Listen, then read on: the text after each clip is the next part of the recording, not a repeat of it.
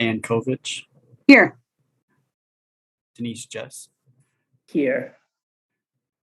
Bill Bremer, Here. Harold Kleins. Here. Bridget Brown, although she said she'd be joining later. Ken Street, but We were not anticipating that he would be here, but we thought perhaps he might join this evening. So. Okay. So. Everybody have an opportunity to look at the minutes from the last meeting? If so, is anybody willing to make a motion to approve? Alderman Yazzie? Motion to approve minutes. Bill, is that a second? That is the second. Okay, we have a motion and a second. Any further discussion?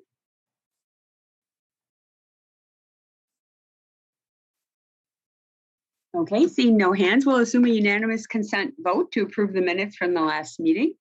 If anyone chooses to object, please raise your hand. Okay, the motion is carried. Aiden, I believe we have someone with a public comment for items not on the agenda this evening. Thomas Horn, who also sent an email, which you saved in Legistar. that is correct. Yep. Thomas Horn of Madison, Wisconsin wishes to speak. Okay. Thomas, I see you there. If you'd like to go ahead. Can everyone hear me? We can. Thank you. Awesome. Hello. So I am a Whitney Way resident, and I recently noticed that the parking rules have changed on my street, and I would like to bring that up to this commission because I don't really understand why they changed, and it seems like they didn't really solve a problem and created a bunch of other problems. So I want to just kind of go over my problems with the changes, and then hopefully someone can help me understand the change a little bit better, because it doesn't make sense to me. So first off, in case you're not aware, on Whitney Way, they've changed the parking to no longer allow parking on the street, and instead the entire, what used to be a combined bike lane and parking on the street has become just a bike lane. So my first issue with this is just that I've used the bike lane before, and there is a bike lane, and so it seems weird that we've decided to get rid of the parking for the bike lane when there was already a bike lane. Just doesn't really make sense. I've never had a problem in the times that I've biked from my house using the bike lanes on Whitney Way, so that doesn't make sense to me. The second thing is just I don't really understand what we're supposed to do about street parking in front of our house. There are plenty of reasons to park on the street. I mean, one of them that's not even for residents of the street is that there's a lot of people that park on the street for the bus stop that's near Sheboygan. So I don't know where those people are going, but other than those people, if you have any guests at your house, like if I host a game night, which I do from time to time, then I don't know how I'm going to have more than 2 people at that game night because they're not going to be able to park in front of my house, and it's a pretty, big long road. The next thing is just if you are a household that has a one car garage and you have 2 vehicles, you're probably going to want to park one of those in front of your house on the street, not blocking your other car in. The other reasons might be you're having a garage sale. So I had a garage sale like 2.5 years ago. People parked in front of the house while they were going to the garage sale. How are you going to have something like a garage sale? Doesn't make sense to me. So the other thing that I noticed is this was decided on April 28th, 2021. I looked at agenda item number 7 for that meeting. The reference number for it is 64987. I noticed that there were no Whitney Way residents that spoke in support of this, and that there were 14 that opposed it, but somehow it passed. So there were people that spoke in support of this that were not on Whitney Way, but everyone that was on Whitney Way that I see, and y'all can look this up if you maybe I'm misunderstanding something. I didn't see anyone that spoke in favor of it, and there were 14 that opposed. The fourth thing is there are alternatives that don't take away the street parking. So I actually wrote about this like maybe 2 months ago when I first learned about this, that you could have a solution where if you're trying to protect bikers, you could have the cars park closer to where the street is, and then the bikers go behind them. So the bikers are kind of passing in between parked cars and the curb instead of between the lane and the parked cars. If that's what you want to do, I would be fine with that if we're trying to make the biking somehow safer. I don't know exactly what the reasons for doing this are, but if maybe that's the reason, then you can do that and not take away street parking. And then finally, the last thing is I don't really understand what sort of neighborhood doesn't allow you to park on your street. I would ask all of you to think, if you live in a house in Madison, so not an apartment, but if you live in a house in Madison that's just like a regular neighborhood, do you have parking on your street? I would imagine you do. And so how would you feel if, I started campaigning that, we should not have parking in front of your house? It seems really crazy to me. I am probably sounding very angry about this, but I really don't understand this change at all. It doesn't make sense to me. So I would really like to talk more to someone about it because I feel that it should be overturned. So I will stop now. Okay, well, thank you very much for your comments. Just for the benefit of the commission, this is part of the Vision Zero projects that we did approve back on April 28th. And Thomas, I did forward your email on to Yang Kao and Renee Calloway and the folks in traffic engineering, and they can decide who would be the best person to get back to you to help answer the questions in your email. So thank you for your comments this evening. Does anybody have any questions of the registrant? Any members of the commission have any questions of the registrant?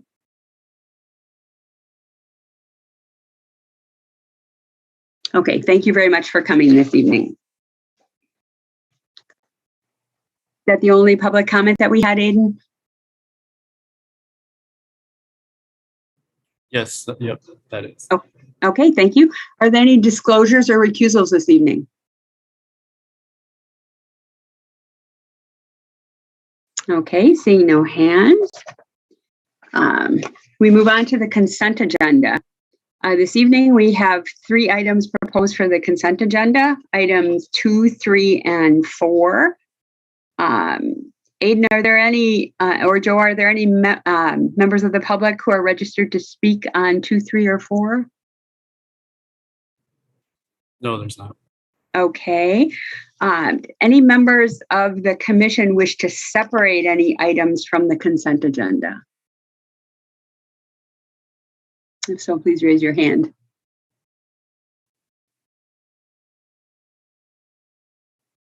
Okay, seeing no hands.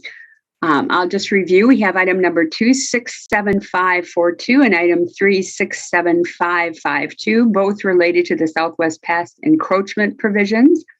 And item 4, the Legistar 67753, the annual review of Metro Transit safety plan. Is there a motion to approve the items on the consent agenda? Harold? Move for approval. Okay, there's a motion. Is there a second? Denise? Second? Okay, thank you very much. Any discussion or questions?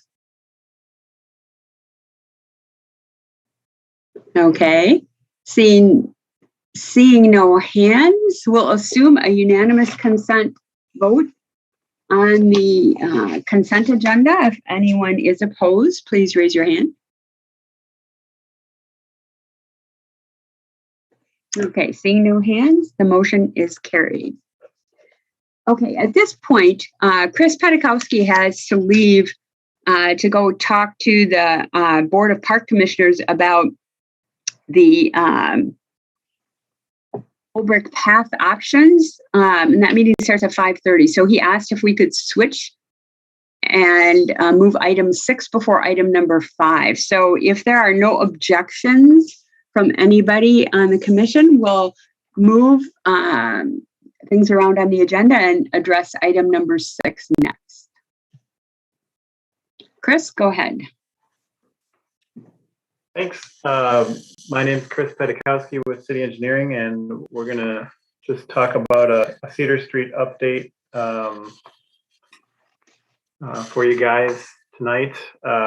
So a lot of you probably remember Cedar Street being on the agenda a number of times in years past. We are constructing right now the new portion of Cedar from south to Park Street, which would be done I think in about a month or so. So that is all underway. What I'm going to talk about today is the 2022 portion. Just an update. It's more kind of an extension of what we've already approved, but wanted to give you guys a quick update. Look at it. I'm going to share my screen here.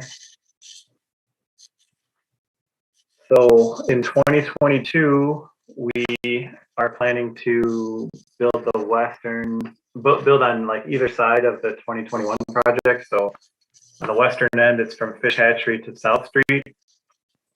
We would be just extending the exact same cross section that was approved on the south to Park section. So that's a vehicle lane in each direction and buffered bike lanes in each direction. So we would be, we vacated Appleton Road. So we'll restore that area as grass, the existing Appleton Road, and then build the new Cedar Street in line with the portion that was built this year. As part of that, we are planning to rebuild the little pork chop island in Fish Hatchery for pedestrian crossing. So pretty straightforward, just kind of an extension of the design that was built this year. And then I'm going to move over now to the eastern section of the project. So now to orient you guys, we're in between Park Street and Gilson. The commission already approved the kind of the realignment of the Beld Street intersection, and we purchased that house that will be demolished as part of the construction project.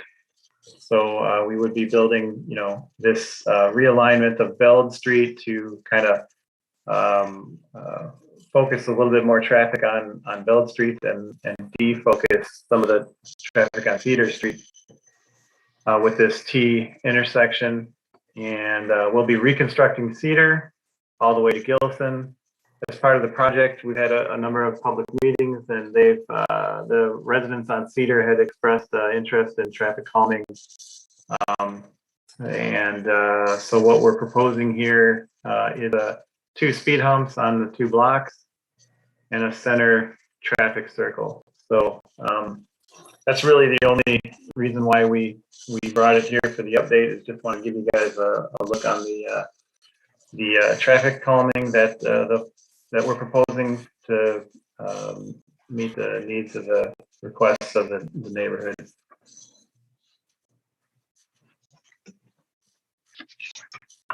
Okay, thanks, Chris. Comments or questions for Chris?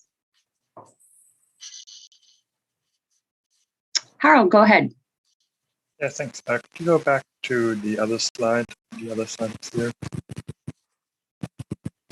Can you quickly, you mentioned that there will be a new or rebuilt pork chop island, but it looks like it's not quite aligned with the curb cuts on the new sidewalk with Cedar Street. So maybe you can describe what the plan is for, like, how do people walk across Fish Hatchery? Yeah, let's see, is Sean here? He can speak to that. Saw him. Yeah, I'm here, Chris. Okay. Yeah, so the I guess you probably see it a little better if we had the marking plan, which isn't done yet. But the crosswalks will be added across Fish Hatchery. on the south side. They'll go right in front of the island. We chose not to, pursue the island design that's currently there at Appleton because it was too tight for cars making turns. We were out there a couple times a year having to replace the signs on there because they kept getting hit by cars that were turning onto Appleton. So, I think with this this design it'll be better. The heads will still be protected, but really to make the turn movements work, the island had to be pulled back slightly. But the crosswalk will be placed in front of it. So people walking will not, when they have to stop like in the middle, they won't be on the island. Is that what you're saying? That's correct. They'll be in front of the island. So I guess the southern crosswalk line will be right in line with the curb there. So yeah, they'll be right in front of the curb. I suppose you could, stand on the curb if you would like, but they'll still be protected in front of the curb. Yeah, okay, maybe that might be something to look into again, because it sounds like the old island signs get run over and now you cross walking, you don't even get on the island. So I'm not totally sure how, you're protected from some directions of traffic, but yeah, maybe that's something that you could link into again and see if there's a stronger design to ensure the safety of people walking. Thanks. Would it be helpful, Harold, if once the markings are done, we could just ask them to send them to Aiden and circulate them around to the commission so you can see what it looks like with the markings? Would that be helpful? Sure. Can't hurt. I think I have an understanding, but seeing it might help understand it better. Sure. Sean, would that be okay once you have the markings done? Yep, I can do that. Okay. And then if you could just have it distributed to the TC, and then if Harold or somebody else has a question, they can just email you back. Yep, that works for me. Okay. Denise, go ahead. Thanks. I'm also looking at that pork chop island and wondering for a vulnerable user crossing there, someone in a wheelchair, bike or stroller, or someone with vision impairment, kind of what are the tactile marks or kind of a protected zone if you're not actually on the island. So I'm a little confused, and maybe seeing the drawings will help, but I can imagine if someone doesn't see the island and they're crossing there, would they continue accidentally to progress into traffic and not halt at the island if they couldn't get all the way across? Yeah, I'm just concerned about vulnerable users. Yeah, I think there wouldn't be any kind of physical detection there. If it's not getting up on the island, it would, it would just be paint with the crosswalk. So let me go back and ask a question that would be a different option other than just emailing it around with the markings. Harold, Denise, you've expressed concern about how people are going to get across Fish Hatchery Road at that point. Would you prefer that this come back to the TCA so that you can have an opportunity to see those markings and to understand and have an opportunity for feedback into how pedestrians are going to get safely across that street? Yeah, I would, because that whole Fish Hatchery area just makes me so nervous. And I know I've worked with the traffic folks from Fitchburg on some of their intersections, ones they own, to really look at them to reduce risk for vulnerable pedestrians. So, and it feels like it's a high pedestrian area with, the number of apartment buildings and stuff. So yeah, I'd love to see it come back here with the drawings and for, one last pass at it and discussion. Chris and Sean, would that be okay? So it sounds like there's a lot of concern about pedestrian safety there. So could we just bring it back for a quick look and discussion? Sure. Great. Thank you so much, you guys. No problem. Okay, other comments?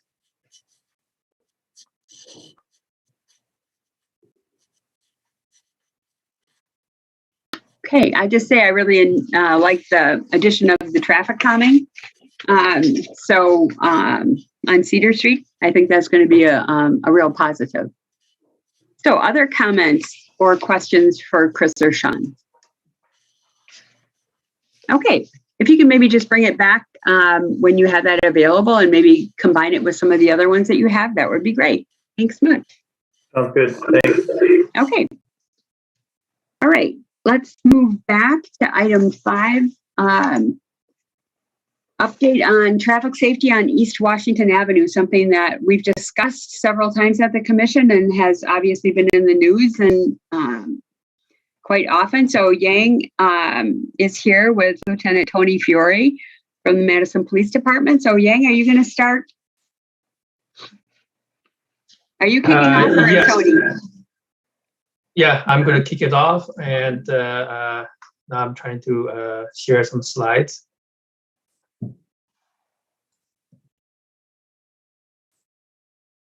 Okay, can you all see the slides now? Yes. Okay, so thank you very much. Yeah. So good evening, everyone. As I mentioned, that I think it's kind of hard to imagine any Madisonians by now haven't heard about the East Washington Avenue this year.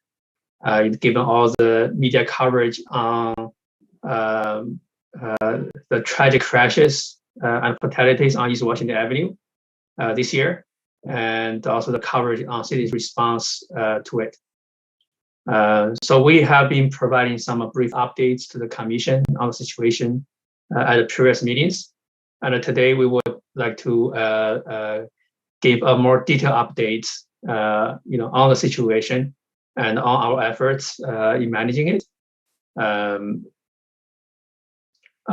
So as I mentioned, so I'll talk about the general information, some of the crash information and the city responses.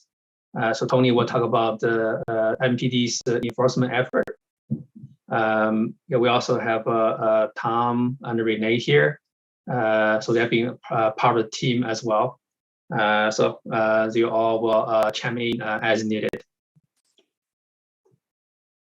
So, last year, when the pandemic started, I think there, despite all the challenges and the bad things, there was some optimism among the transportation profession.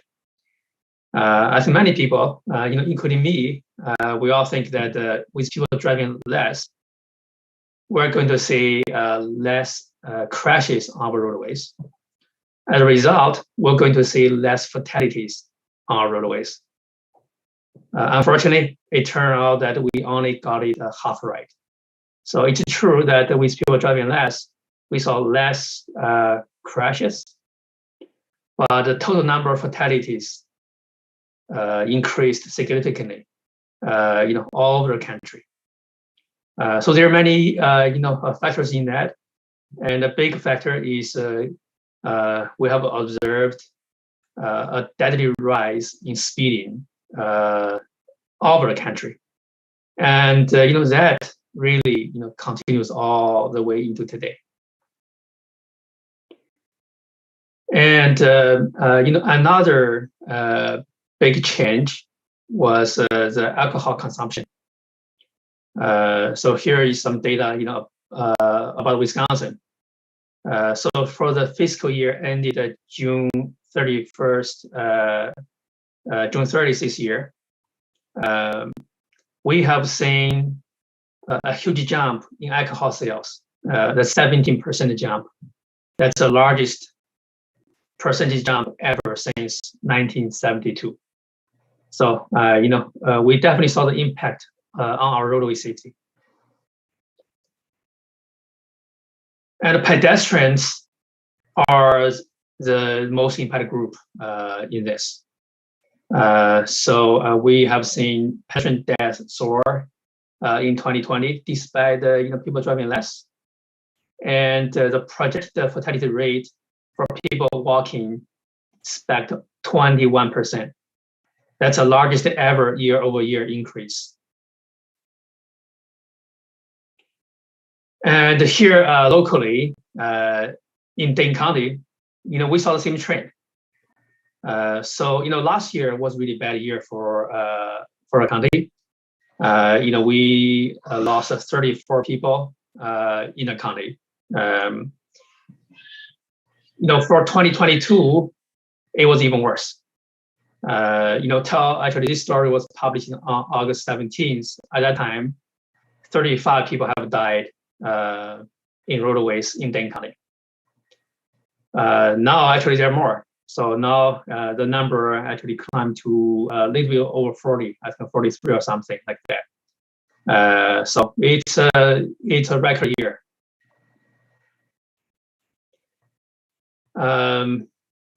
6 of those crashes, fatal crashes, happened on East Washington Avenue. And all of them occurred during off-peak traffic hours, when people can drive relatively fast. And 5 out of the 6 occurred in the night, and mostly after midnight or in early morning. And 4 out of the 6 occurred on segments where the post speed limit is 35 miles per hour or greater. And at least 3 of the 6 potentially involved alcohol.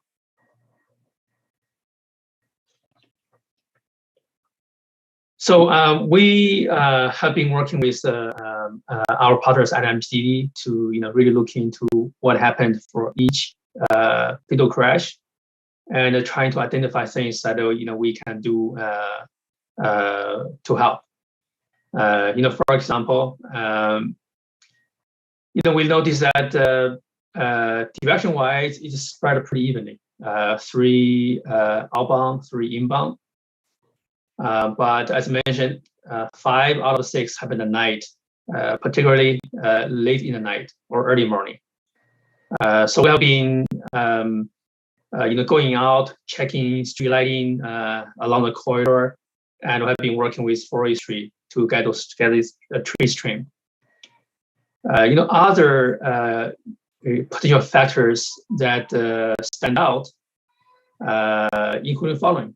And I should point out that these are preliminary data, so some investigations are still going on. So these are, these may change. But from the preliminary data, we can see alcohol, drug, speeding, and inattentive driving, and also sometimes inattentiveness. Also, from other users, are some of the factors that we have seen again and again. So that's also consistent with the 2020 Dane County crash effects. This was just released very recently. So the 2021 data is not available yet. But for 2020, Dane County-wise, we know that the speeding was a factor in 29% of the fatal crashes and 33% of the serious injury crashes. Alcohol was a factor in 25% of the fatal crashes and 20% of the serious injuries. Drunk driving, 18% of the fatal crashes and 12% of the serious injuries. Distracted driving, 18% of the fatal crashes and 14% of the serious injuries. So this is very consistent with what we have seen on what happened on East Washington Avenue. So as you all know, that since we took on the Vision Zero initiative, we really become very data focused. So we've been done a lot of data analysis Like this one, we just look at the, where are the fatal crashes are, where are the type A, which are serious injuries, and also type B, minor injuries, where are they? And we come up with an interim version of the high injury network. Some streets really stands out. For example, East Washington Avenue. About 2/3 of all fatalities occur on 10% of our streets. And about 3/4 of all severe injuries occur on 10% of our streets. Since that, we have been doing quite some improvements on East Washington Avenue, trying to help improve the situation. For example, we installed continental crosswalks and improved lighting at the Marquette intersection. We installed quite a few RRFBs, which are pedestrian flashing beacons, at Blair, at Butler intersection, at Resky intersection, Blount, and the 2nd Street. We also improved pedal crossing signing at Lexington intersection, and continental crosswalks and pedal crossing signs at Schmidman. Also, specifically, as part of the Vision Zero program, we upgraded all crosswalks from Pinckney to Baldwin to high visibility continental crosswalks. Really trying to change the feeling of the street and let drivers know that there are lots of pedestrian activities. So slow down, watch out. We are installing bollards at the median on Livingston, which should be done very soon. We also reduced speed limit from Pinckney to Baldwin to 25 mph, and from Baldwin to Marquette to 30 mph. And we retimed all the traffic lights to promote the reduced speed. So those are more like a different type of improvements. Meantime, we also fund the resources and deployed additional temporary measures to help. So I think all of you have seen the temporary lane closures on East Washington Avenue on weekends, trying to reduce capacity and trying to reduce speed and disrupt the dangerous racing activities during weekend. And as I mentioned, we improved street lighting and really worked with forestry, get all the trees trimmed where they block the lights.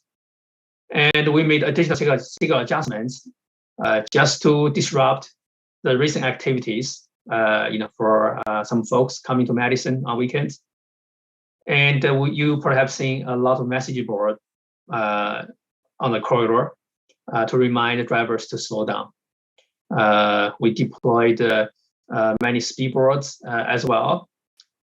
And we have been experimenting with creative messaging. So what we have been used to do is pretty boring, just ask people to slow down. After a while, we noticed that people did not pay attention to it anymore. So we are working on a long list of more creative messages. I'll talk about it more maybe later. And MPD really stepped up for enforcement, and they issued well over 2,500 warnings and citations so far for the year. And I'll ask Tony to talk a little bit more about enforcement.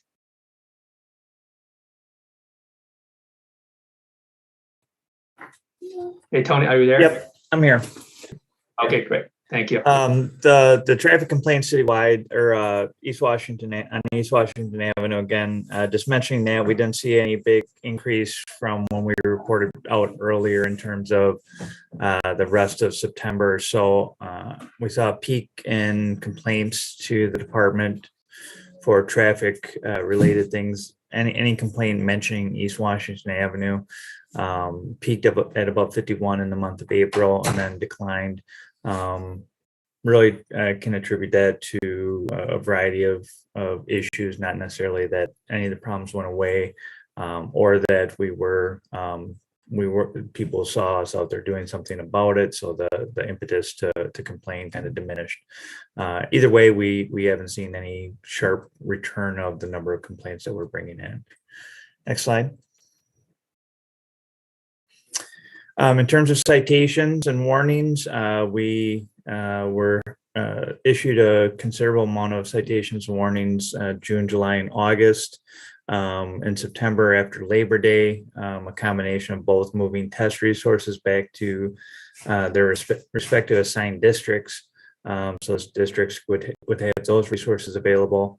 But then our traffic grants that allow us to do focused activities on East Washington Avenue and other areas in the city, we stopped doing those mid-September because of the reporting requirements from it's based on a federal fiscal year. It's actually federal money administered through bots. So we hope to resume the grants sometime in mid or beginning of November.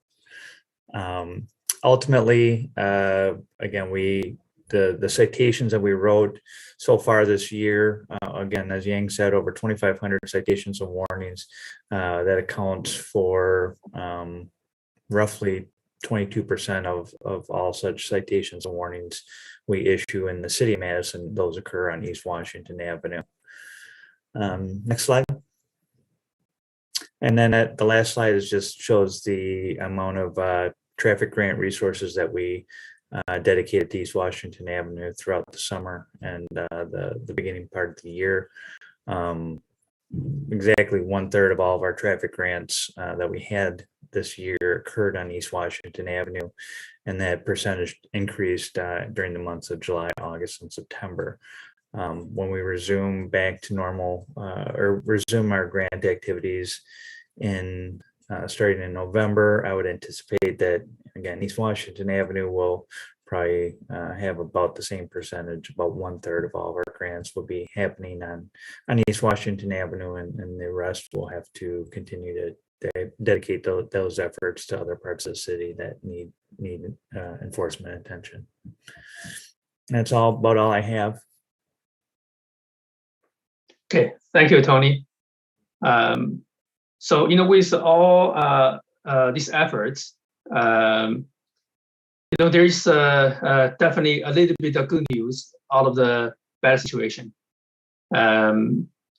So we did see, see our efforts are having a positive effect on the speed. So we gathered some data from Streetlight, which is a company that process billions of records, anonymized records in the country. So those records from users move on apps and from GPS devices, and so they process it, integrate that, aggregate it. It really provides us a good picture on how people move around and how people use in different facilities. So we did a comparison for 2020 with 2021 on East Washington Avenue. For 2020 data, it's before the city start response to the situation, and 2021, that's with city's responses. So on the graph on the left, so the yellow line, so the orange line is 2021 data, and the blue line was the 2020 data. That's kind of before. So we have seen that even though the average speed didn't reduce that much, we only saw 1 or 2 miles drop in average speed. However, the percentage of people who drive fast will really reduce a lot. So you see that a shift from those area, from people driving, about 40 miles per hour. Those people are now shifted to, driving between, 25 and 35 miles per hour. So that's really good. We also see for some locations, we have seen that some folks driving faster. They used to drive, below 20 mile per hour, and they drive a little bit faster, about 25 mile per hour. That's probably not a big problem for us. The drop in the higher speed that can really make a difference. So here is East Washington Avenue inbound all day near the Yahara River, and we saw the percentage of people driving over 40 mile per hour were reduced from about 8% to about 1%. And also I want to thank Howard for a suggestion that so those are percentage wise, right? But the traffic volume changes. Traffic volume did increase from last year to this year. And what's absolute numbers? So we got those as well. But because of the technology the company use, so we did some validation to make sure we are confident with the traffic volumes. So the speeds I think are very reliable. The volume, because not everyone traveling along East Washington Avenue has a mobile phone device, right? So some may not be captured, but they do have an algorithm, a secret algorithm to make adjustments to that. So they bring that to traffic volumes. And we did some comparisons and validation, and we feel like their data actually is pretty accurate. So we feel comfortable with the number. So in 2020, East Washington Avenue inbound every day on average this data from May. So basically we take all the data in May in 2020 and all data in May in 2021. So this is average data to take out any day-to-day fluctuations or any special events.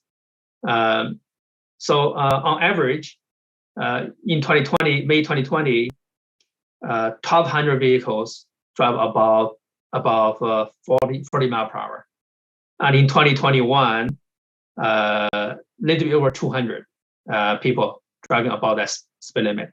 So that's even with a volume increase, that's still a pretty good number. So this is the same location for outbound. We saw the same thing. Actually, this one is even better. We saw people driving actually 35 mile per hour over. They really migrate to slower speed, and it's a big portion of them. And we saw the percent of people driving over 40 mile per hour were reduced from 10% to below 1%. And the absolute numbers are 1,600 people per day in 2020. That reduced to a little bit over 100 people in 2021 per day. We also look at one of the critical time that we found from those crashes, right? That's 11 p.m. to 1 a.m. Maybe the bars close. People going home after a long night of work. They're getting tired. That's also the time that the streets kind of empty, so people can drive really fast.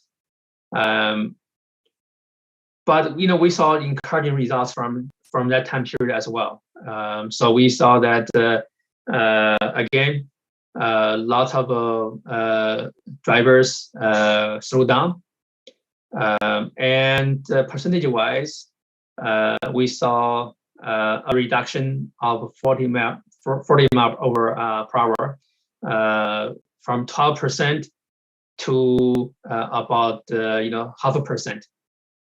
The number of vehicles, because that's nighttime, so there are much fewer people around. So it's about 54 vehicles in 2020. Driving over 40 mile per hour at that time. That was reduced to about 3 or 4 people in 2021. So those results definitely encouraging, but we still saw large number of people still speed. So we'll keep working on it, until we eliminate all those fatal crashes. So in some of the upcoming measures, as I hinted on, we really want to put out creative messages to bring to get people's attention. The picture on the left is what we typically do, right? We just say watch our speed or slow down. After a while, people got used to it and they basically ignore it. And what I've been exploring is to come up with some striking languages or funny languages, or languages really identify with drivers want to target. For example, maybe teen drivers. Trying to find something that's can relate to them. One of the examples that we're already doing is the message board on the right-hand side. Actually, this one is not working that day, so some characters are missing. So it's a testing and a drive, and oh, so no. So trying to be a little bit funny. And we cannot do these messages on longer messages on the temporary message boards because of the character limitations. But we have permanent message board on East Washington Avenue that has a longer. We can use a longer phrase. So we are trying to do more on those. One challenge is that these message boards are controlled by the state.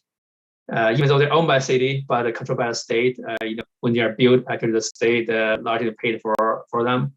And it was connected to the state system back in Milwaukee. So people in Milwaukee controls the in the state traffic operations center controls the message boards, and they have a standard library to use. So they are not allowed to vary it from those libraries. So it's challenging to work with them to allow us to put something funny on there, put something striking on there. So we're still working on that, and hopefully we can start to see those messages come up in the near future.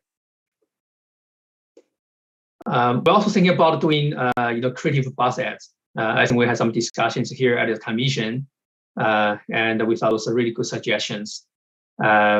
So we have been doing bus ads for recent year, and we have taken quite a positive approach. Everybody can accept the language, such as safety starts with all of us. But we also want to try something that can grab people's attention more, maybe right in front of people's face, and maybe some people will even feel very uncomfortable. So we we come up with a few options. I know one of them is down below here, a teddy bear with blood by the wheel on the pavement. We also have one for potentially a ghost bike. And you really want to tell people speed kills, and your choice matters. So actually, this one is a draft. We decided to change the language on there. From just 5 miles over speed limit is twice likely as to kill. Because of my concerns on that statistic. So I think likely we're going to see speed kills. Your choice matters. And we have also been collaborating with Wisconsin Council of the Blind and Visually Impaired to do some joint campaign for pedestrian safety, particularly the safety for those visually impaired residents. So we should start to see that very soon. I think starting on the 15th, which is Vatican Safety Day. So thank you, Delise and the staff, for the collaboration on that.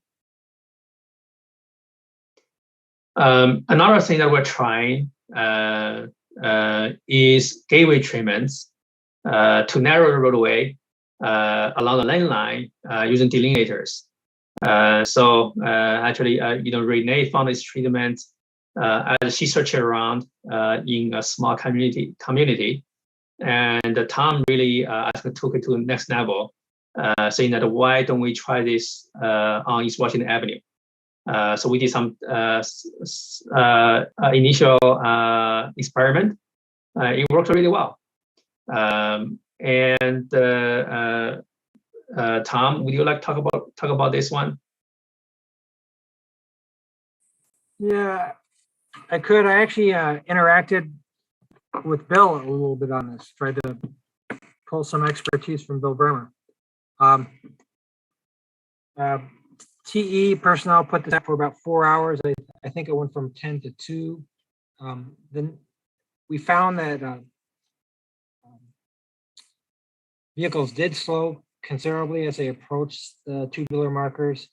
And we also found that buses and delivery vehicles seem to be able to make it through. I think the next slide, Yang, might have a video. I don't see if the video runs. It'll either run or it won't. But here you can see cars approaching. Now look at the brake lights. See how the brake lights,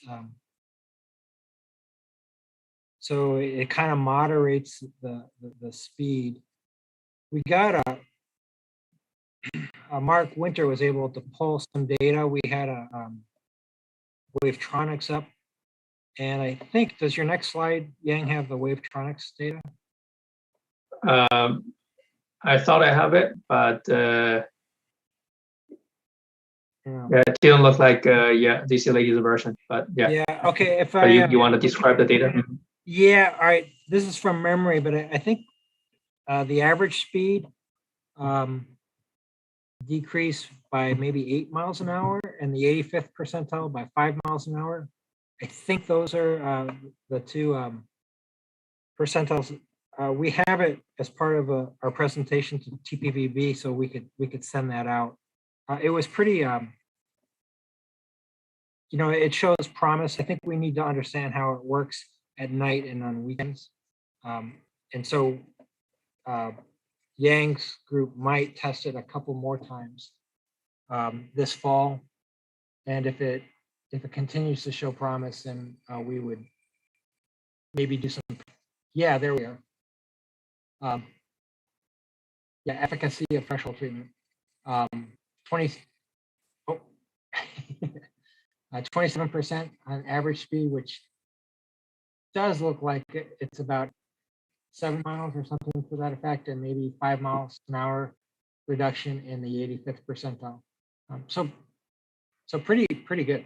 And so Yang's group will probably try it a couple more times this fall, and if it works, then perhaps there could be maybe more permanent installations at a couple locations next year, if there are not any unintended consequences, such as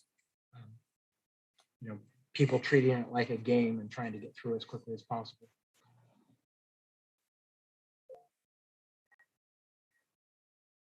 Okay, thank you, Tom. Yeah, so we will send that that slide to everyone as well. So you can look at it more afterwards. As well, I think Denise, you will be able to maybe get more information from there. But other things we are planning to do is expand the speed reduction zone all the way along East Washington Avenue. So last year we did speed reduction, from Pinckney all the way to Baldwin and to Marquette. To Baldwin as 25 mile per hour, to Marquette as 30 mile per hour.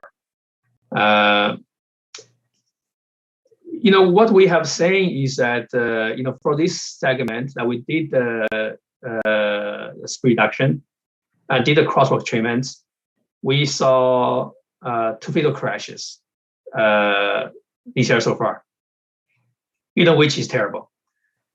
But for a segment we didn't do speed reduction, it's twice as much fatalities. We had 4, and they are about same length. And in one way, people can argue that there are even more conflicts. In this area as you come to downtown, there's definitely more activities. So that make us suspect that it's a worth doing effort. We kind of think if we didn't do that, maybe the situation would have been has been worse. So we plan to expand the treatment to all the way along the corridor. Towards the city limit.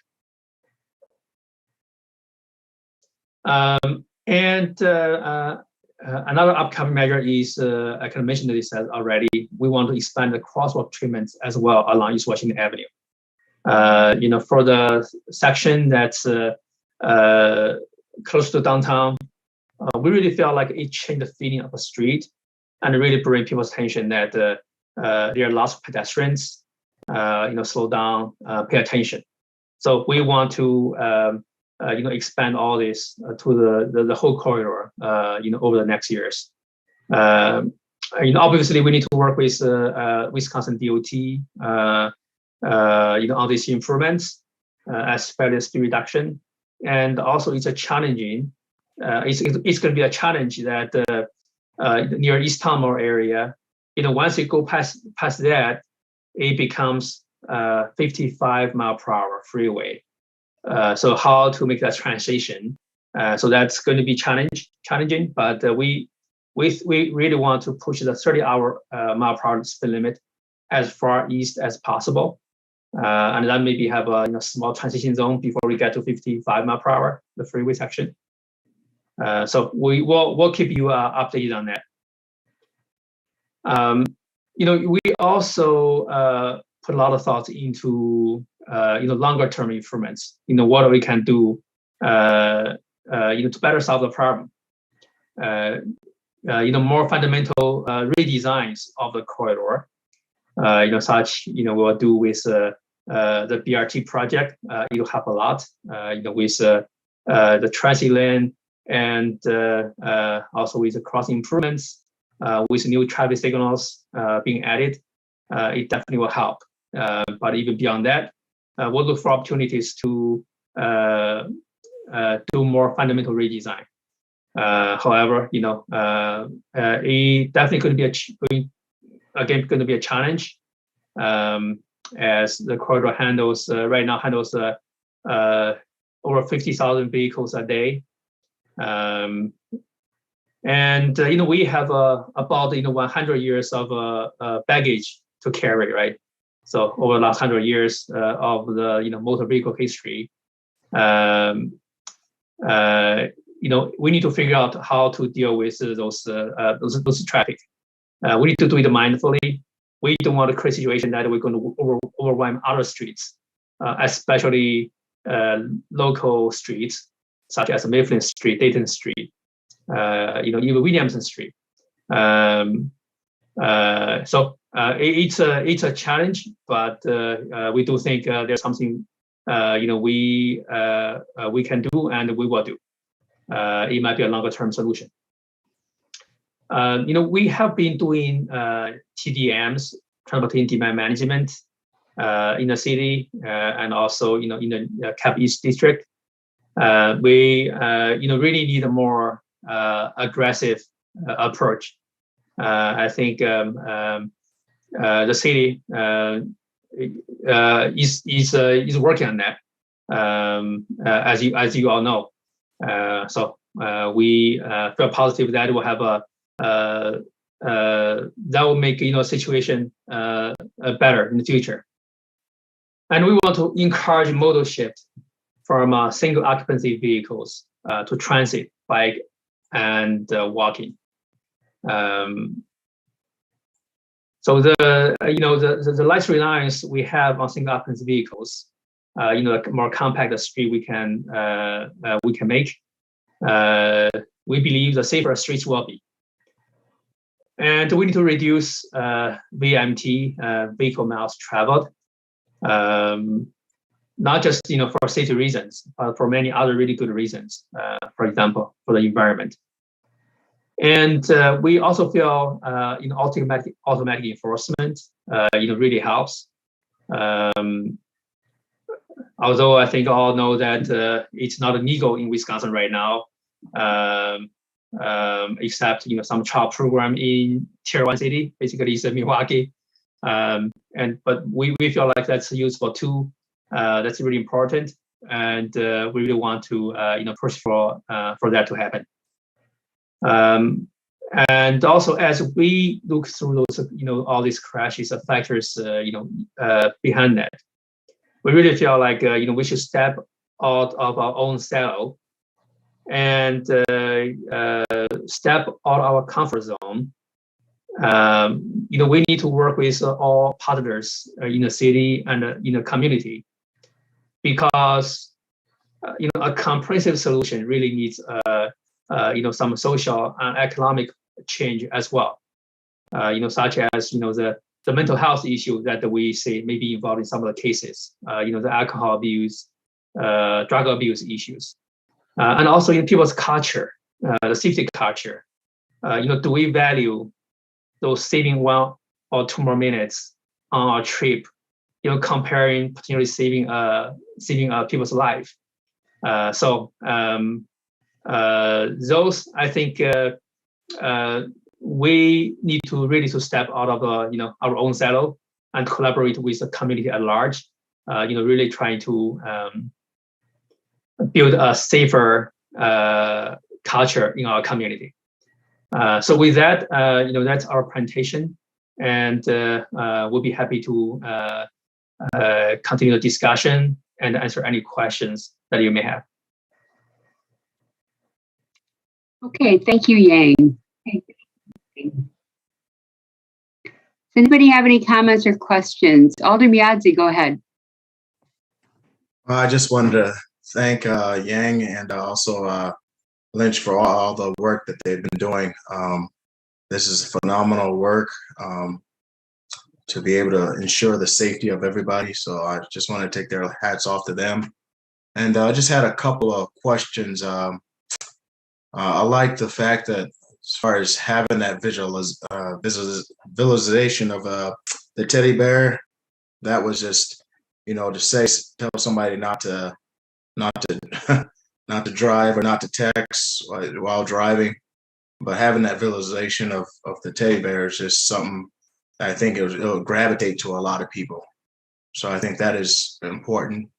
And I wanted to ask MPD if they had, and also take my hats off to MPD for all the extra man hours as far as doing all the patrolling. But do they still have that Safe Rider program? I know they used to have something like that. That could be another initiative for a lot of the bars downtown in order to make sure that people aren't driving drunk. I don't know. Do they still have that? I'm not, I recall a similar program, but I'm not sure if it was administered through MPD. It might have been something through the Tavern League or not a similar entity, but I don't believe it was something coordinated through the police department. Can you, is there anybody that can look into that? Because I would love to have that initiative come back in order to have less people that have been drinking or on the roads, in order for, there's a lot of bars as Yang mentioned of the increase of drinking and the amount of tickets that citations given out for drinking. I think that's important among the peak hours there. So if we can look on that initiative and try to see how that initiative was implemented, I would love to see how we can get that back into a place with the taverns, especially down the East Wash downtown to the downtown corridor, all the bars there. So it's important that I look into that as an alder. And that's about it. And I just want to thank MPD too for all the work that you guys put in. Thank you. Thank you, Alder Miyazi. We'll look into the Safe Rider program and we'll keep you informed. Yeah, I can jump in for just a little bit. It is definitely a Tavern League program, and Madison does have some establishments that participate, but I feel like there's probably a lot more that could. So I think that's a really great suggestion, is to try to get more of them to participate. I thank you. If you could send me any information, that was just something that just popped into my head as far as an initiative that we could definitely do something about to solve some of these issues with drinking and driving. Thank you. Harold, go ahead. Yeah, thank you. Yeah, I also wanted to say thanks both for the presentation and obviously the much bigger body of work that's behind that presentation, adding the data on the absolute numbers, which I was really happy to see because I was kind of afraid, oh yeah, so few people were driving in 2020, so if we reduce the percentage only, there might still be an absolute higher number of people speeding on East Wash, but that does not seem to be the case, so that's really great to hear. Just two pieces of feedback with the creative messaging. I recently came across some guidance that I think there was some ruling about the MU PCD about what is allowable on these variable messaging signs. It was in January, where they kind of cracked down on these funny signs, and I'm not sure if those count as that or not, but maybe look into that so that nobody later gets upset that it's not MU PCD compatible. The other thing, I was really excited to see those like lane delineators or making it more narrow with those barrels in terms of unintended consequences. If we do test these again, seeing what happens with the people in the rightmost lane, whether there will be a tendency to encroach in the bike/parking lane. And might be one thing that I could imagine happening, where people just swerve to the right and then go over the bike lane, because it doesn't look like there's one of those posts on the rightmost point.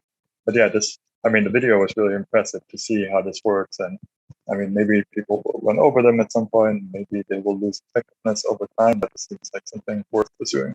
So yeah, I think that's all I got. Thanks, Harold. Anybody else have any comments or questions? Bill, go ahead. Thanks, Ann. I have two comments or questions, I guess. One for Lieutenant Fiore. With the increase in the where you actually have issued citations, has there been any pushback by judges? Are we getting adjudicated those citations? Is that going well? It's not something we normally track in terms of clearance rates or the dispositions from the municipal court. I haven't heard anything in terms of any concerns in that area. I will say our overall citywide citation rates, warning and citation rates are still somewhat below pre-pandemic levels, and we're still kind of ramping up from kind of the lows that we had all the way from the second quarter of 2020 really through the last quarter of last year, before we started ramping up again. So citywide, our citation numbers still aren't really astronomical. It's really just I think the percentage of those being issued on East Washington Avenue has probably increased. Okay, well, I guess that's good to know. But I guess I'm concerned is whether you've had any discussions with the municipal judge as far as knocking off, giving them lower fines and so forth, or if you had discussions with them as far as what to point out to them what you're trying to do or trying to accomplish, and whether they're part of the solution too, I think.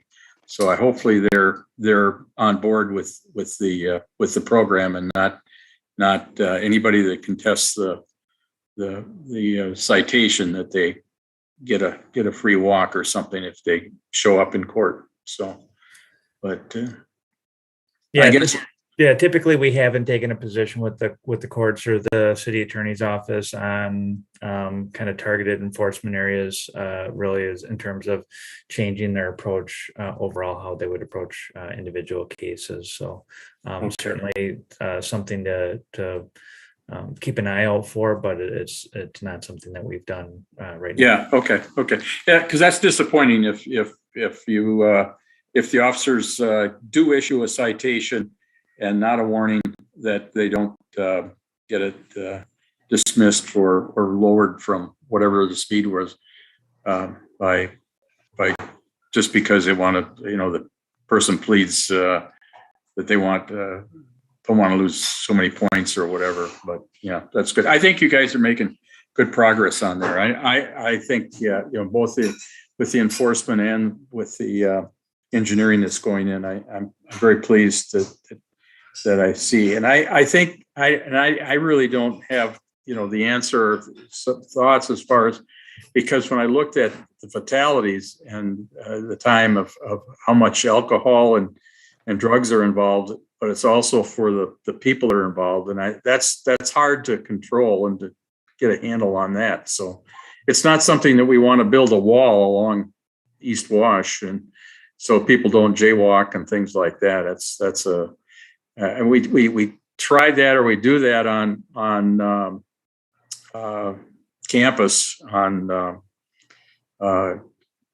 Campus Drive, or not in Campus Drive, but where we put the railing University along. On the Avenue, Wisconsin. Yeah, with Washington. Is it Washington Avenue? Yeah. University Avenue. University. There we go. So University Avenue. And I know when that went in, I had some serious concerns about that because it does present a physical hazard, but it also has an effect of as drivers to slow down a little bit. So, but as well as keeping pedestrians, try to keep them from jaywalking, students jaywalking. So, but that's another difficult problem to solve too, is jaywalking. Yeah. Okay. Thanks. Yeah, I just want to say quickly, a great point, Bill. We just had a meeting with UW last week, and I brought this, those readings up. I really feel like, those are having a positive effect on safety. From comparing what I've seen on East Washington Avenue, I think those readings are really helpful. And actually, there's some maintenance needed, and we're working together to get them maintained. Definitely want them to stay. Yeah, difficult. Yeah. The maintenance is a challenge because they've been there a while and they do need some painting now. So yeah, and structurally as well. Yeah. They're starting to rust. They're starting to rust. Right. Yeah. And I also want to add some information on the education piece in enforcement. Actually, Renee may talk a little bit more about this as well. And also along with Tony, we have been partnering with the attorney's office and the court to develop education program for the targeted drivers, who got a ticket, for example. So we're still developing the details of that through the Vision Zero initiative. But we're thinking that at least maybe a safety brochure. And some classes, for brochure, even when officer hand them a ticket, they can give them a brochure as well. To educate them, how important it is to, drive safely and slowly, attentively. The speed really makes a difference. Or the court, when they mail things out, they can include a copy of the brochure in there.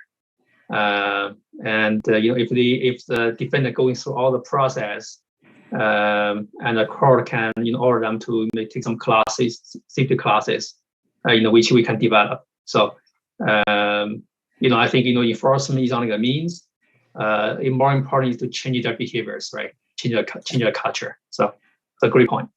Yeah, I absolutely agree. I think that's a good idea of the brochure. I like that because you can't be out there all the time. I'd like to try to get the legislation changed to make it automatic enforcement legal again.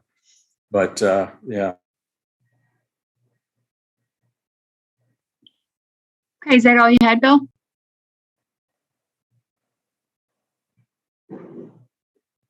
Okay. Other comments or questions? One of the observations that I had with regard to traffic safety education related to training pedestrians and bicyclists on safety. We talked about ads on buses. There are messages for people driving vehicles. There are discussions about citations, most of which I assume relate to vehicle citations. Isn't it more difficult to try and help train pedestrians and bicyclists? And while I know that they may have the right of way in a crosswalk, training them not to jaywalk, reminding people about safety. And, we all learn about defensive driving when we take driver's ed, but there's defensive walking too, defensive bicycling. Harold, I'm sure there are, safety classes that people work with on bicycling. But I look at that as more challenging in terms of reaching that very, very large group. Bridget, did you have some comments? Yeah, I was just going to say, that's something at the Governor's Bicycle Coordinating Council that we worked on a little bit. And we did add to the driver's test. So the questions for that, for folks to obtain or to, if you get retested for your driver's license, the questions are sort of randomized, but we did add bicycle and pedestrian questions to that. But it's an issue. We've also worked with Bicycle Federation and others on that. But I think, any suggestions are always welcome if folks have other ideas of how to reach folks with that information. Yeah, Yang and Renee, I don't know what ideas you guys have with regard to that. And Harold, I see your hand up as well. Sure, I can wait for Okay, her. so I will give okay, yeah. Yeah, go ahead, Harold. Okay, yeah, too many people to chime in this. Yeah, Bridget, I really appreciate hearing that. And I think there was also a little bit of discussion around that when the Vision Zero Action Plan was at TPPB, like where licensing requirements, if anything, have gotten more lax, so that there's less driver's education, people can get licenses more easily. So I appreciate thinking about that. I think my general perspective on do we need to focus on educating drivers of vehicles or pedestrians and people biking.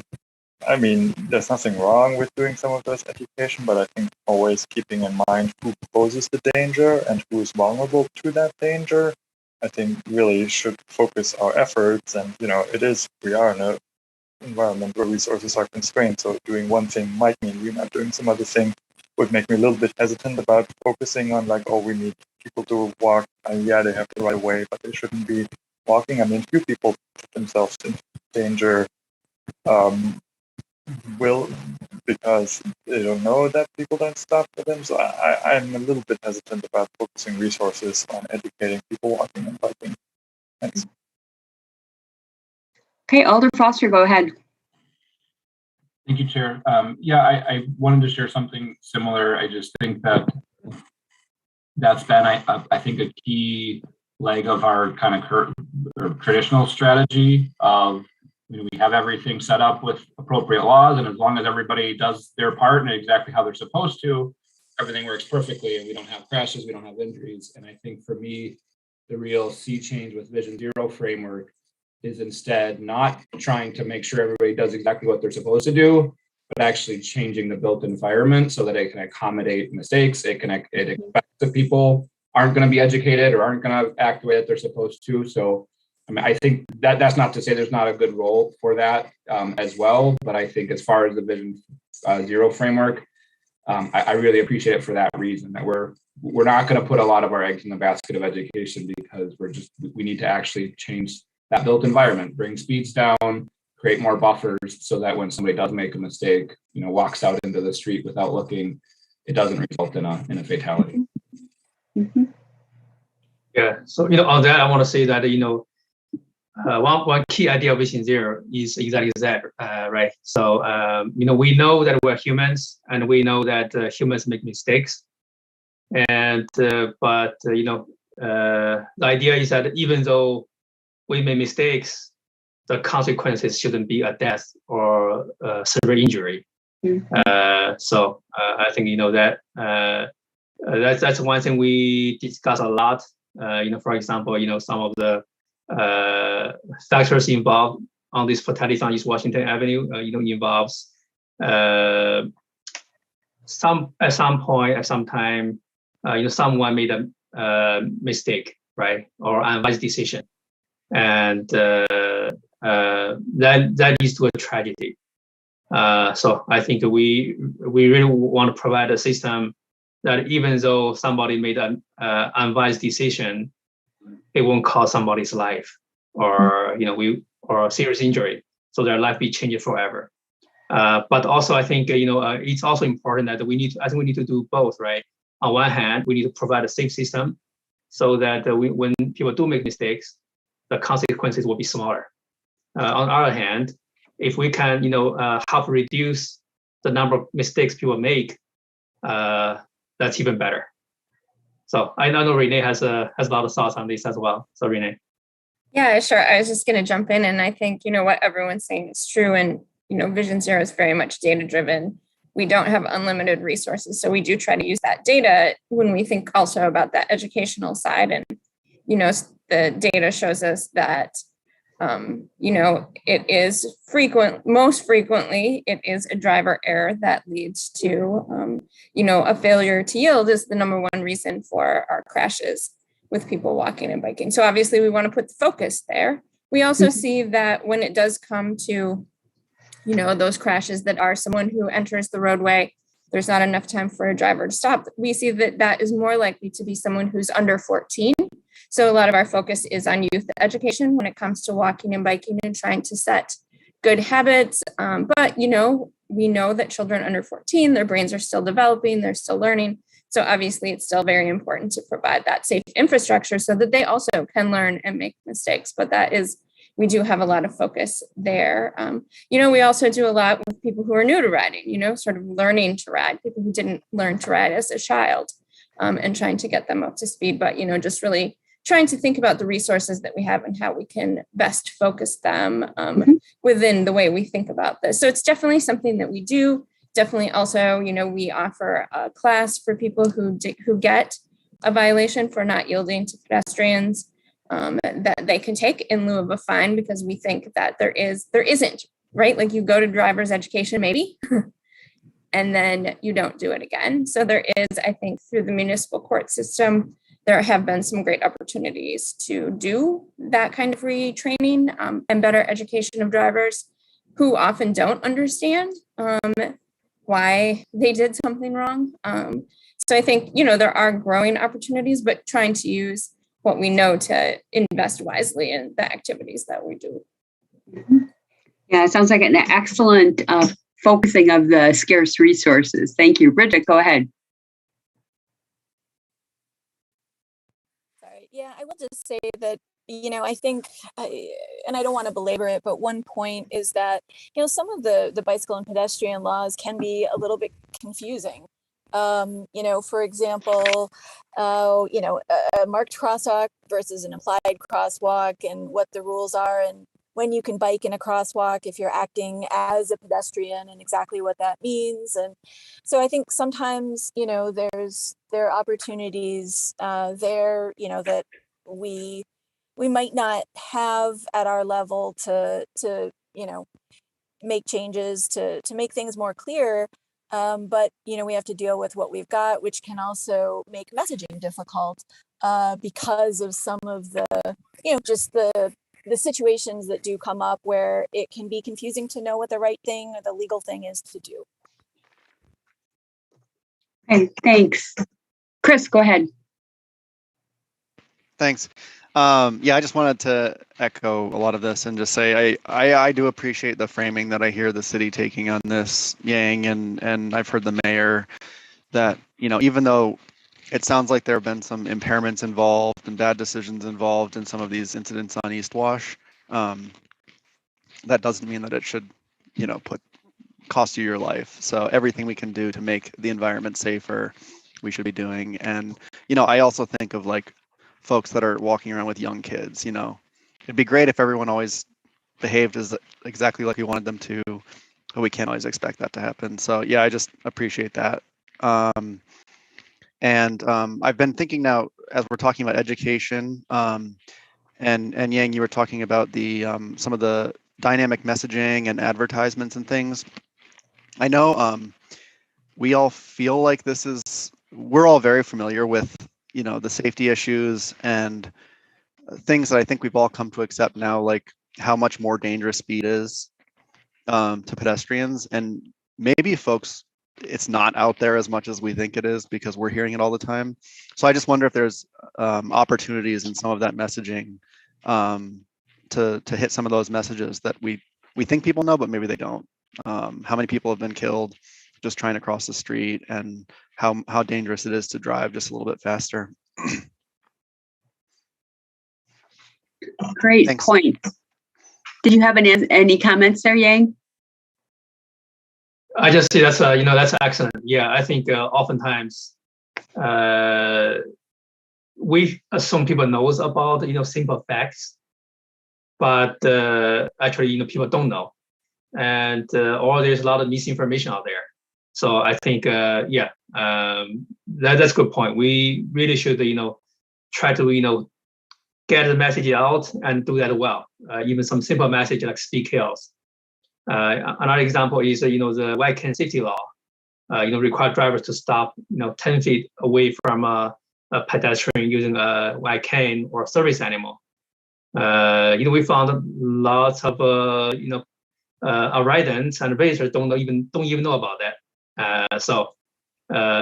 assume that people know, people actually don't know. So I would say we should find some simple message and do that well and do that often.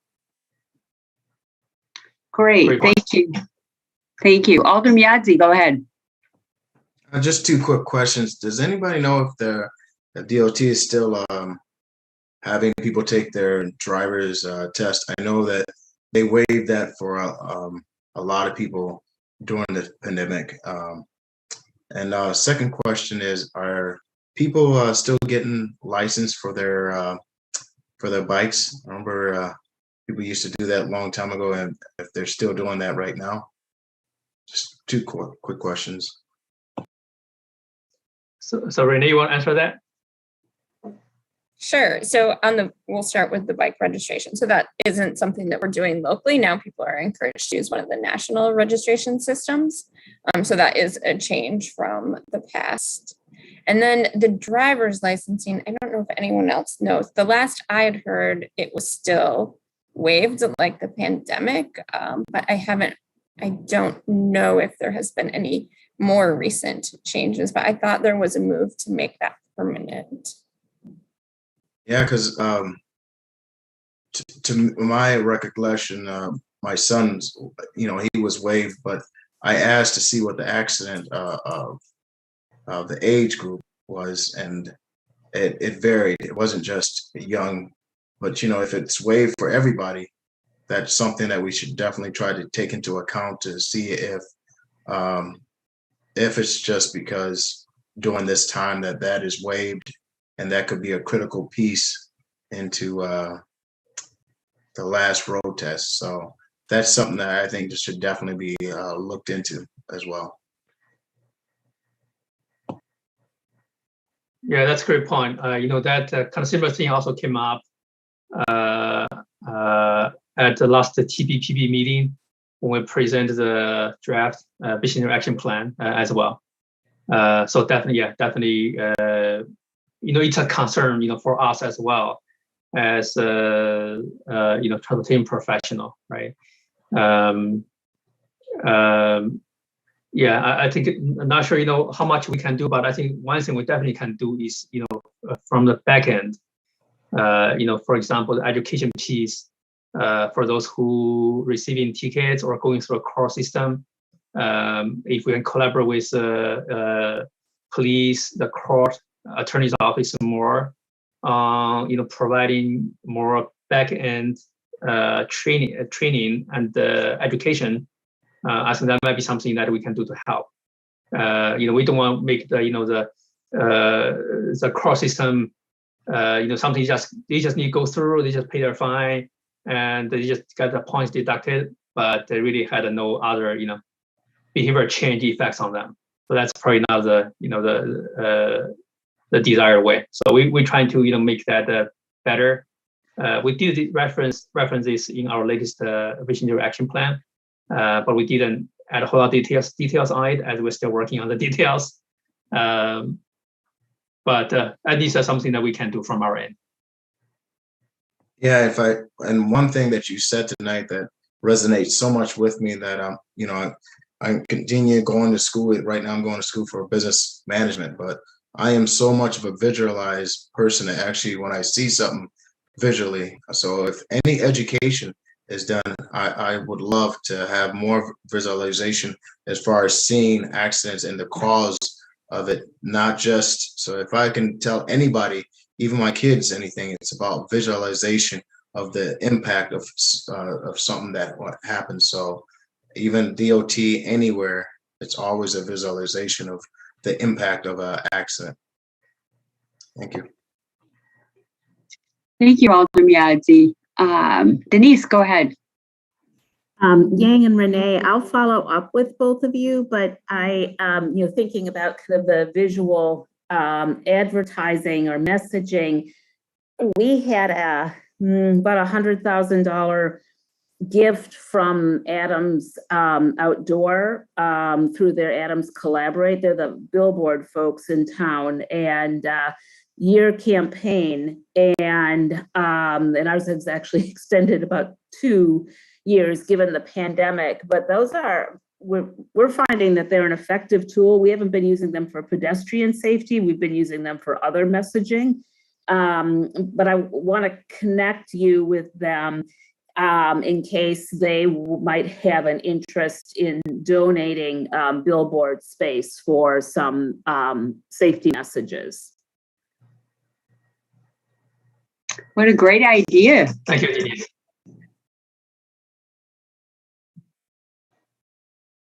Anybody have any other comments?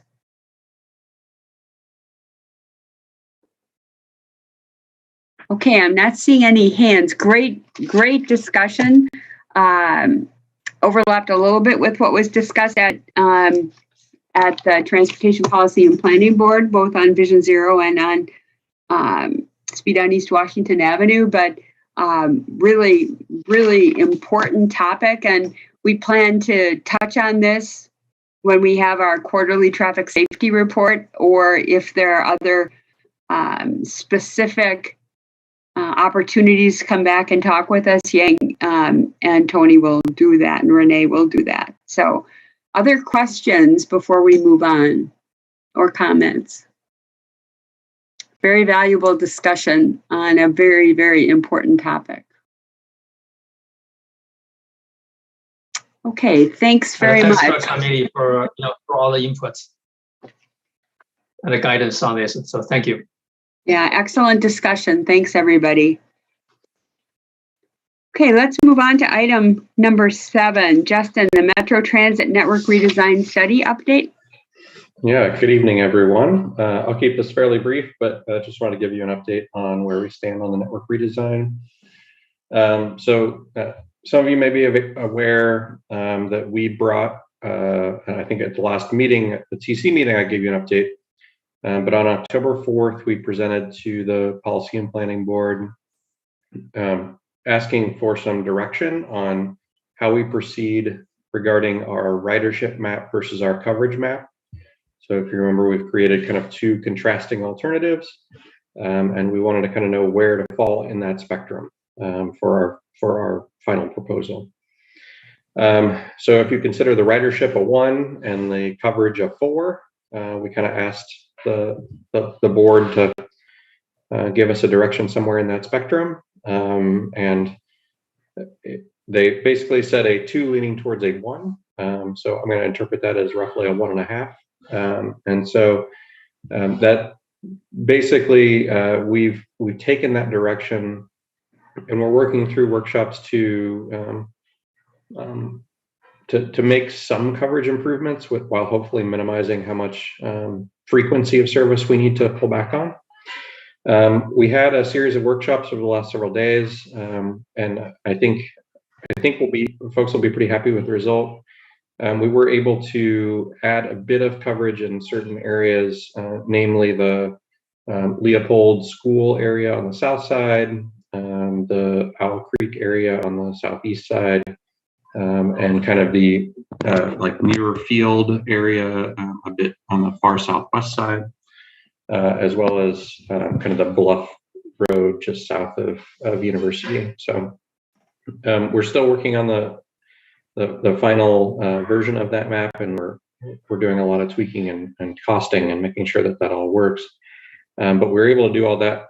Essentially, the only place we had to reduce frequency was on in an area kind of on Tokay Boulevard and around kind of Tokay Odana on the kind of near southwest side. So I think that this map, once we, right now it's a bunch of scribbles on a map, so it's hard for me to show anything to you. But we think we were successful in implementing the vision of the Policy and Planning Board.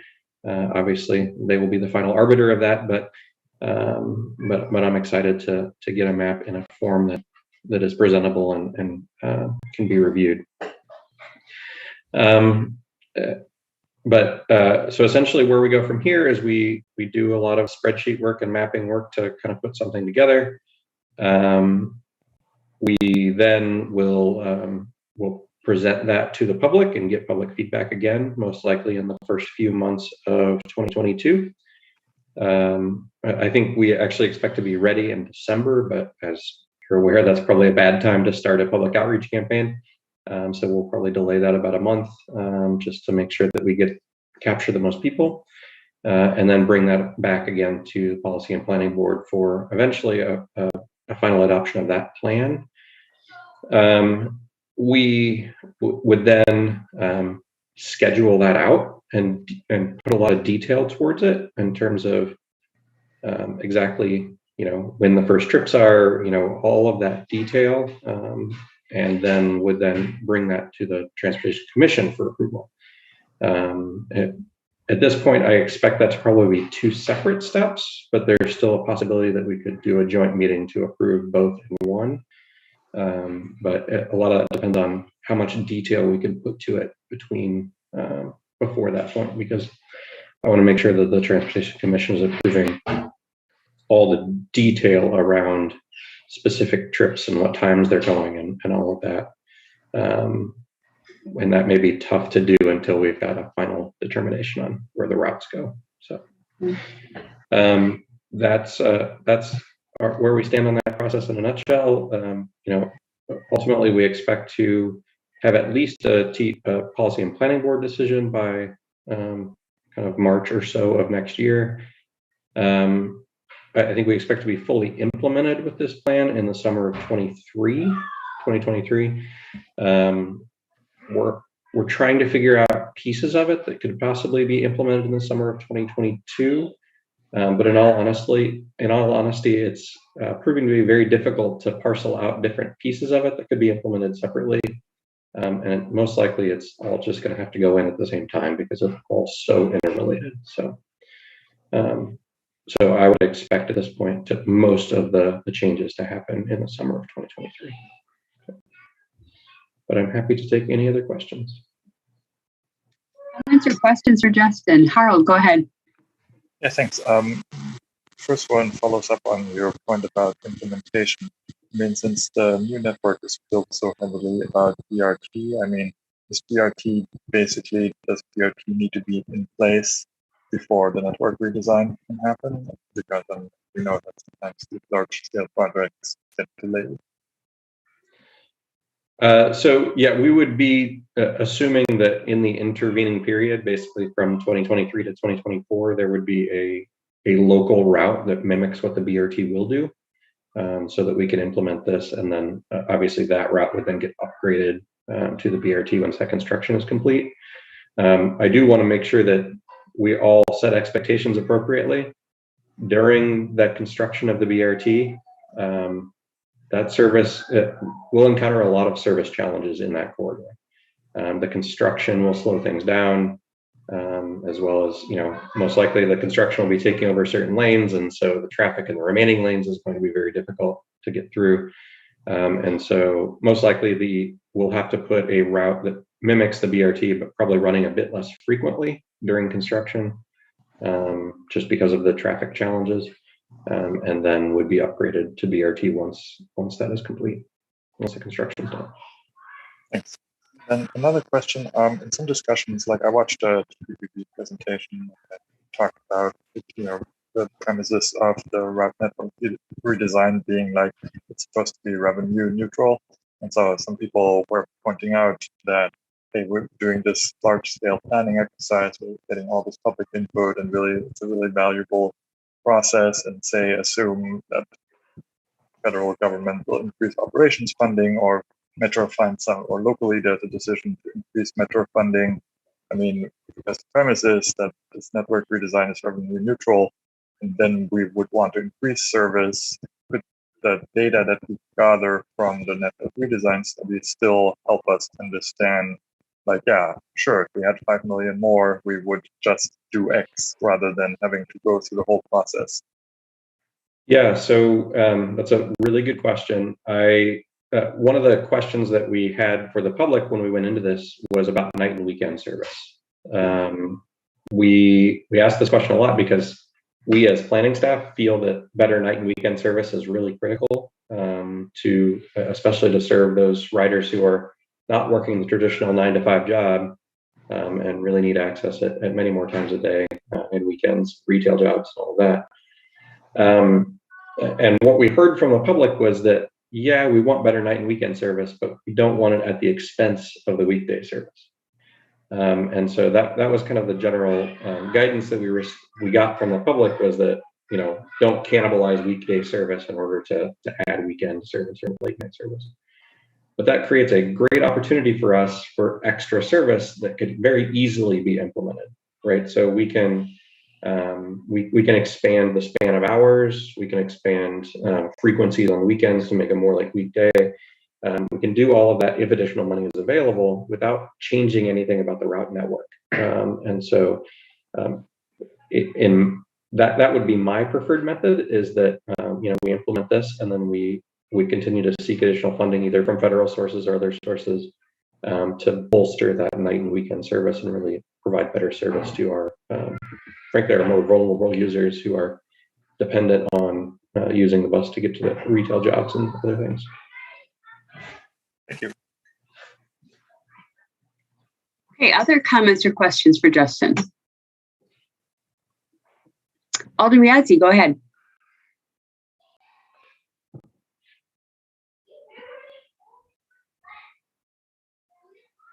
You're muted, Alden Riazzi. Sorry about that. No, That's okay. I just want to thank you for all the work that you've been doing, and I also with the budget and everything going on, I didn't really get a chance to see the map.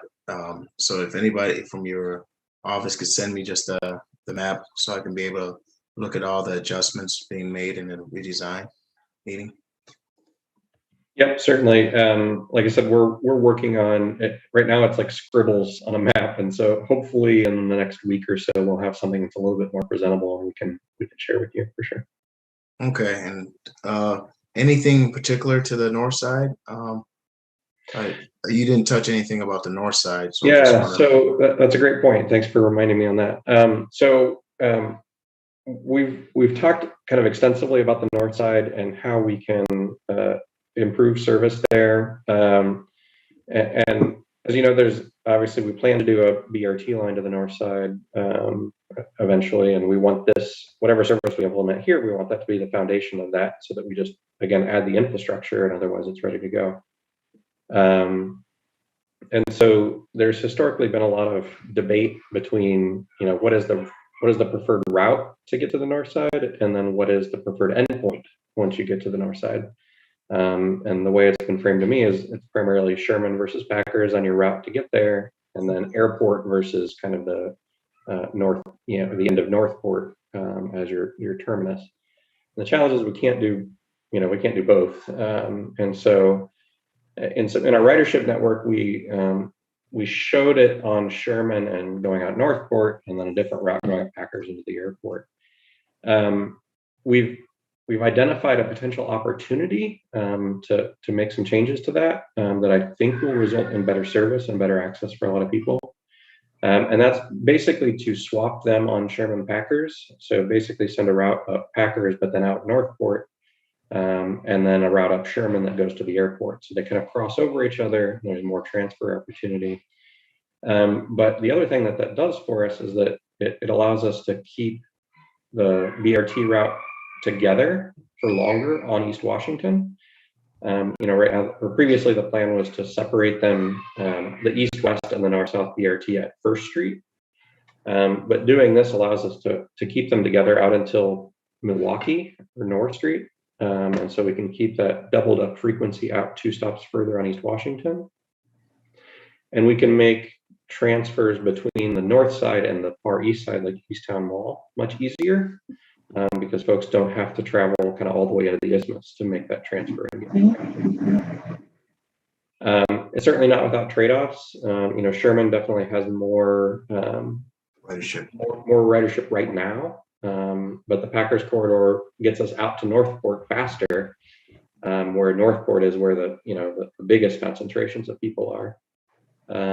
And obviously there's some development potential in the Packers corridor, but right now that development doesn't really exist. So there's no doubt there's trade-offs there, but ultimately we feel between the improved connectivity to the far east side, to Easttown Mall, this faster trip into downtown for the people along Northport.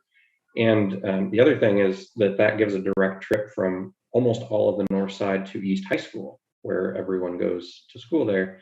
And so that can reduce a lot of burden on our school lodger services, and because a large proportion of the people from the north side can use that BRT service and not have to ride special school services. So no matter what option, is it still going to be frequent, that 15 minutes or? Yep, absolutely. So really the only change there is that it would still go out Northport every 15 minutes, but it would come up Packers instead of Sherman. All right, thank you. Hey, other comments or questions for Justin? Okay, very helpful, Justin. Thanks so much. And, as the additional information is available, everybody should be getting invitations or copies of the agenda to the Transportation Policy and Planning Board. I'd encourage you, if you haven't already, Chris, myself, others were at the TPPB meeting, if you haven't watched it, you can see the whole discussion about this and certainly stay up to speed. And we're using these update opportunities for Justin to give us updates that are especially relevant to the Transportation Commission. Because as he said, when we hand it off from policy to implementation, that's really interconnected. So, we need to understand the policy in order to appropriately implement it. So Bill, go ahead. Well, I take this opportunity while Justin is online. Just a quick, how is recruitment for new bus drivers going and training? So we're making progress. It's 2 steps forward, 1 step back, all along the way. We actually are not having a problem with applicants. The problem is keeping people all the way through the application process and training. So we've basically calculated that we lose about 75% of people between application and actually getting on the street. So we'll have people that apply, and then we try to schedule an interview with them, and about 50% of them either don't show up or say no because they found another job in the interview time or whatever. And then once we get people into a class, only about 50% of them make it through. So they either don't show up on the first day or don't do their drug testing or whatever else, or they get into class and realize it's just not for them and they drop out. So, but right now we're averaging we're graduating about 4 people a month, and we're losing about 2 people a month just through normal attrition. So our net gain is about 2 people every month, and we're down 30. So if you extrapolate that out, we're about 15 months away at this pace from being fully staffed. We are, as we're getting some of these metrics in, we're starting to realize that we can overfill classes because we know that a lot of people won't show up. And so we're actually planning to schedule about 17 people for this next class, which starts at the end of the month. And hopefully that nets us out 8 people that actually make it through the class. And that will improve our numbers a little bit. But ultimately, I think sometime in the second half of 2022 is when I expect us to be fully staffed. And then hopefully we'll be in good shape going into summer of 2023 to implement the network redesign. Yeah, it's a limiting factor, Justin, that you've discussed before. So great question, Bill, because not only the funding, but actually having drivers has really been limiting what service we can provide. So other comments, Bill? Okay, Alderman Yazzie, go ahead. Just a quick question. Is that building going to be totally empty, or is that going to be office people still left at the old location? At our East Washington facility? Yes. Yeah, no, so we'll still continue to use both. So basically we purchased the new satellite facility as an overflow facility because our main facility was built to accommodate about 150 buses, and we're at about 215 right now. And so we've got buses just kind of strewn all over the parking lot and on the street next to the building. And actually our normal facility will continue to be fully operational. This just allows us some additional operational space to store more buses and do more maintenance work. The satellite facility. Okay, anybody have any other questions or comments for Justin? Okay, thanks. Next, we have update from Transportation Policy and Planning Board. We heard some of it already, Chris. So what do you have to add to the comments we've heard already tonight? Yeah, I think we heard most of the big ticket items, which were traffic safety and the network redesign. I guess it's probably helpful to fill folks in on a conversation about the chair at TPUB. Generally, alders are not permitted to serve as chair of a body, chair or vice chair of a body. But the ordinance that created TPUB explicitly creates an exemption so that an alder can serve as the chair or vice chair. And there is currently an alder as vice chair, Alder Foster. So there's been 2 ordinance changes put forward. One would make it so that TPUB does not allow a chair to serve, just like all the other bodies. The other one would open up the chair position to alders across all bodies.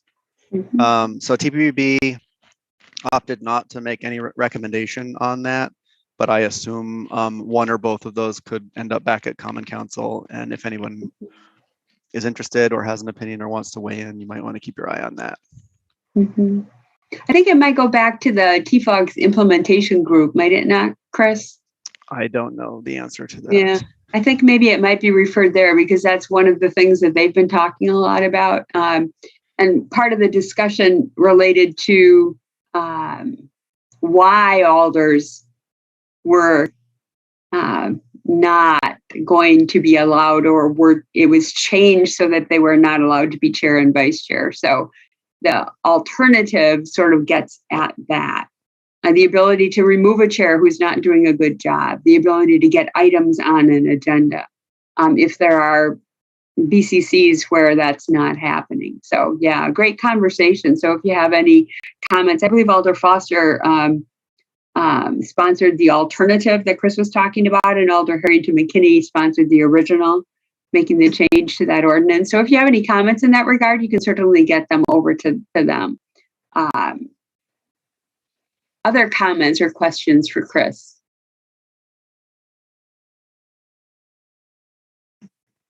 Denise, go ahead.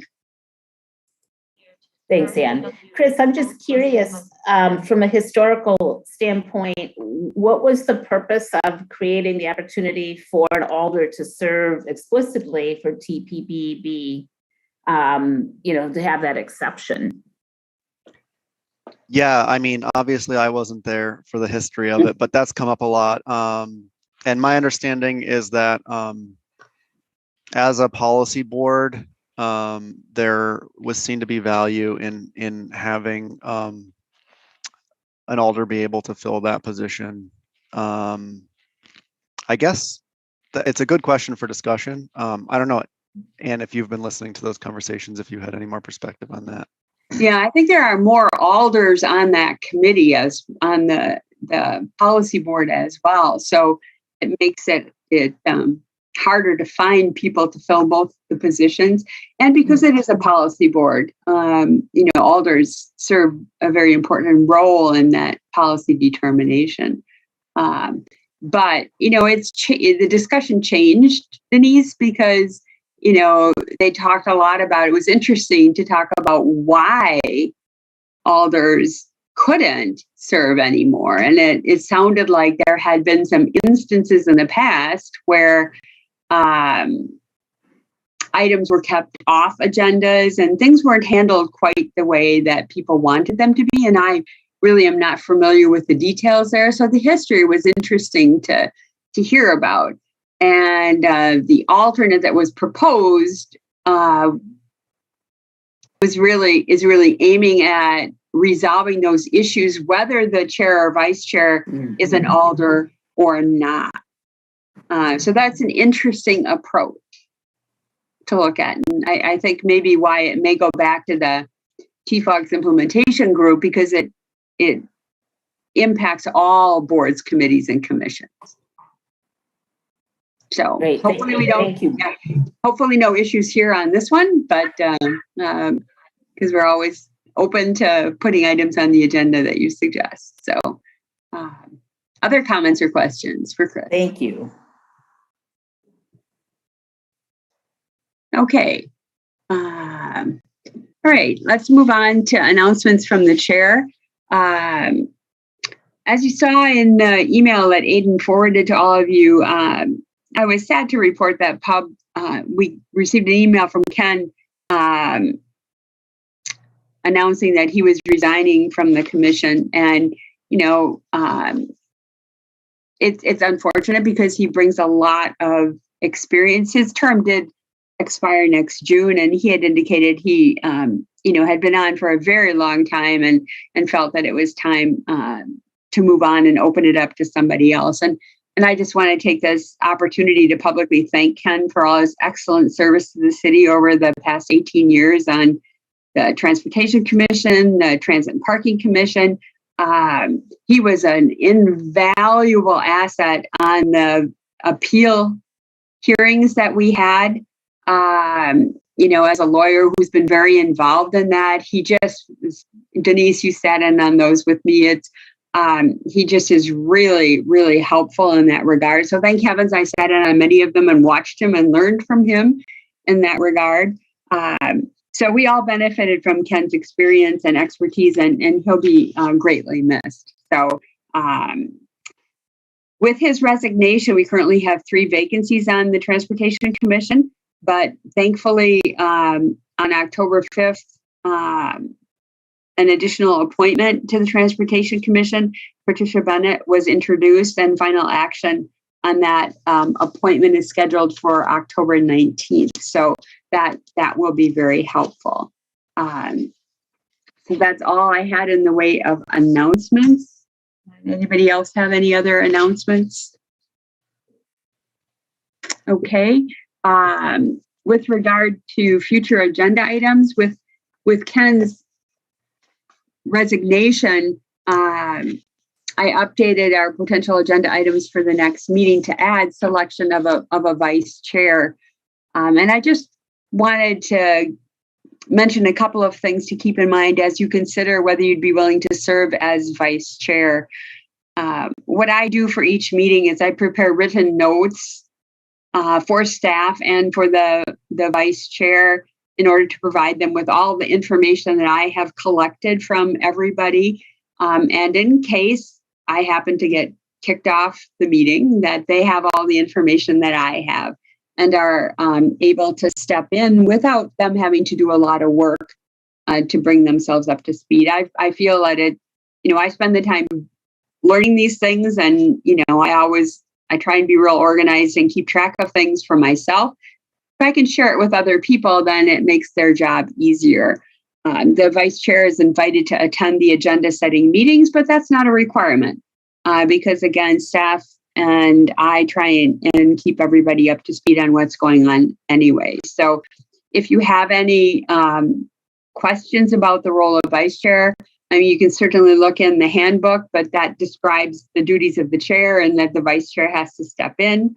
But as I said, I try and minimize the need for double work. If I'm going to be spending time on something, I just share the information as required. So please give that some thought, and hopefully we'll have somebody who's willing to step into that role. In terms of the tentative agenda items for the next meeting, they're pretty brief at this point. I know Chris Pedakowski said he had at least 2 projects that would be ready to come. Proposed parking ordinance and anything that would be referred from the council. And other than that, we don't have a lot. So depending on what we have, certainly if we don't have enough to justify a meeting, we won't. But we do only have 1 meeting in November. So we'll have to be real mindful of that to make sure that we get things done. So we may need to have a meeting and just have it be a shorter one. So nobody has ever objected to short meetings in the past. So we'll certainly try and keep them that way. So other comments on agenda items? Other things we might need to add? Okay. Bridget, go ahead. Yeah, and I'm just wondering if we could ask at some point in the future, nothing urgent, but if we could ask to have just an informational item about electric bicycles and sort of what the city's, policy, written or unwritten, is on electric bikes, and if we have any information about the status, or either anecdotal or data driven within the city, and sort of what the status is now that they're provided for in state law. Okay. All right. I'll make a note of that. Any other suggestions? One of the things that, some of these things, Bridget, I'll add it on the list. Some of the things will have been pushed off a bit. For example, update on bike facilities on West Main and West Mifflin. There's a lot going on right now, and we're working hard to get Safe Streets Madison up so that it can be implemented. So, as we have informational items and other update items, they may be pushed off a bit as these other things take precedence now. But they're on the list and they'll continue to be on the list. So bring them forward, and as staff has time to work on them, we'll bring them before the commission. Any other suggestions for agenda items? Okay. So that's all we have for this evening. So if we could have a motion to adjourn. Harold? Adjournment. And Alder Miazzi? Second. Okay. All right. I'm assuming unanimous consent vote to adjourn. And thanks, everybody. Have a great evening. Take care.